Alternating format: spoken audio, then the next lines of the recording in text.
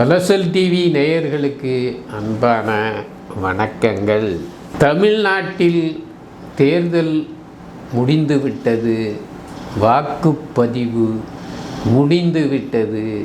ஆனால் எத்தனை சதவீதம் வாக்குப்பதிவு ஆனது என்பதை அறிவிப்பதில் ஒரே குளறுபடிதான்.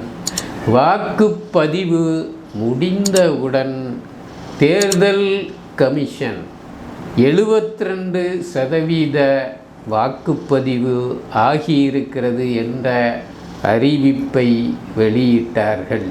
அதற்கு அடுத்தபடியாக நடு இரவில் 69.46 வாக்குப்பதிவு ஆனது என்ற அறிவிப்பை வெளியிட்டார்கள்.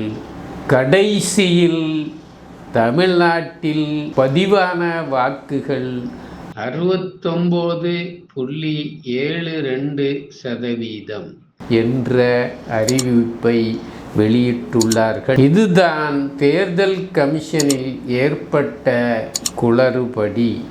இந்த வாக்கு சதவீதம் 2019 தேர்தலில் பதிவான வாக்கான 72.34% விட 2.62% குறைவானது என்பதை நாம் கவனிக்கும்போது நமக்கு பல உண்மைகள் படுகிறது. ஒன்றாவதாக, நமது பிரதமர் மோடி தொடர்ந்து 7-8 முறை தமிழகத்திற்கு பயணம் செய்து தேர்தல் பரப்புரைகளை செய்த போதிலும் எந்த விதமான பயனும் இல்லை என்பது தெரிகிறது. அடுத்தபடியாக, பாஜக கட்சியின் மாநில தலைவர் அண்ணாமலை தமிழகமெங்கிலும் நடைப்பயணம் சென்றார். அது மட்டுமல்ல, திராவிட கட்சிகளை ஒழித்தே விடுவேன் என்று வசை பாடினார்.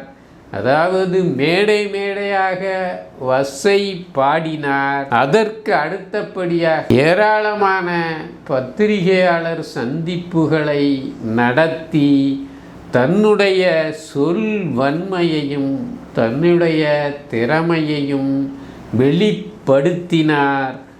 அதற்கு எந்த விதமான பயனும் இல்லை என்பதே இந்த தேர்தலில் பதிவான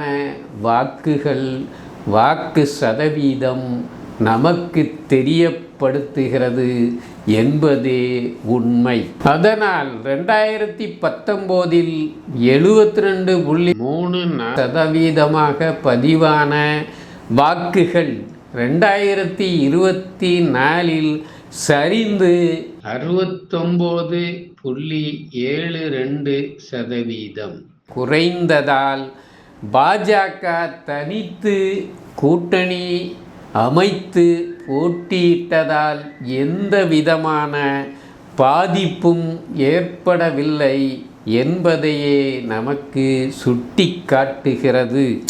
மூன்றாவதாக, என்டிஏ கூட்டணியிலிருந்து விலகி அதிமுக தனி கூட்டணி அமைத்து போட்டியிட்டதனால் தமிழகத்தில் உள்ள எதிர்க்கட்சிகளின் வாக்குகள் இரண்டாக பிரிந்ததனால் இந்த தேர்தலில் திமுகவின் வெற்றி வாய்ப்பு பிரகாசமாக உள்ளது என்பதே உண்மையிலும் உண்மை. தற்பொழுது உள்ள நிலைமையில் பாஜகவும் அதிமுகவும் கூட்டணி அமைத்து கொண்டு இரண்டாம் இடத்தை எந்த கூட்டணி பிடிக்கும் என்பதே போட்டியாக இருந்தது இந்த தேர்தலில்.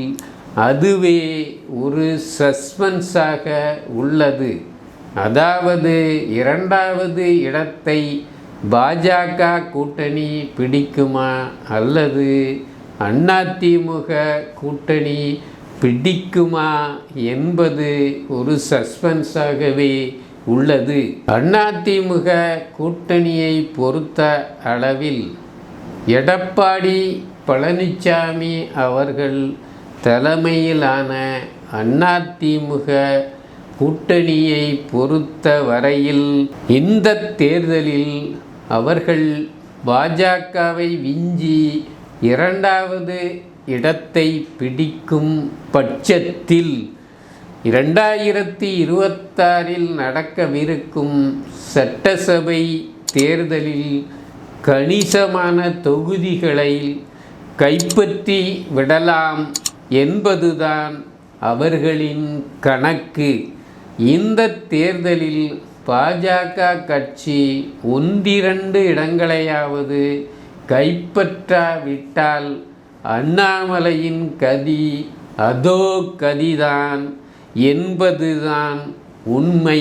அதுவும் தமிழ்நாட்டை பொறுத்த அளவில் பாஜக 1-2 தொகுதிகளிலாவது வெற்றி பெறுவது சுலபமான காரியம் இல்லை என்பதுதான் நமக்கு தெரிகிறது.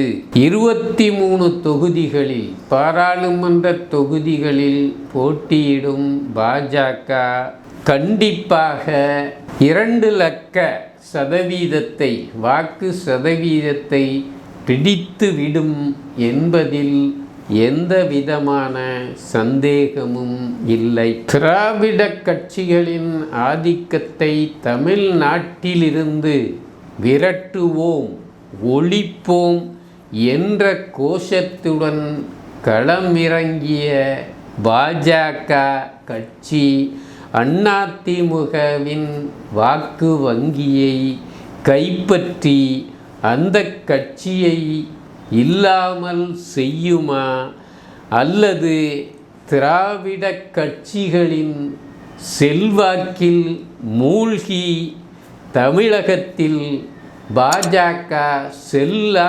காசாக்கி விடுமா என்பதை ஜூன் 4 வரையில் பொறுத்திருந்து பார்ப்போம். ஜூன் 4ஆம் தேதி வரையில் பொறுத்திருந்து பார்ப்போம். அலசல் டிவி நேயர்களே, இது போன்ற செய்திகளை சுட சுட தெரிந்து கொள்ள எங்கள் அலசல் டிவியை பார்த்து தெரிந்து கொள்ளுங்கள். எங்கள் அலசல் டிவிக்கு சப்ஸ்கிரைப் செய்யுங்கள் என்று தாழ்மையுடன் வேண்டிக் கொள்கிறேன். நன்றி, வணக்கம்.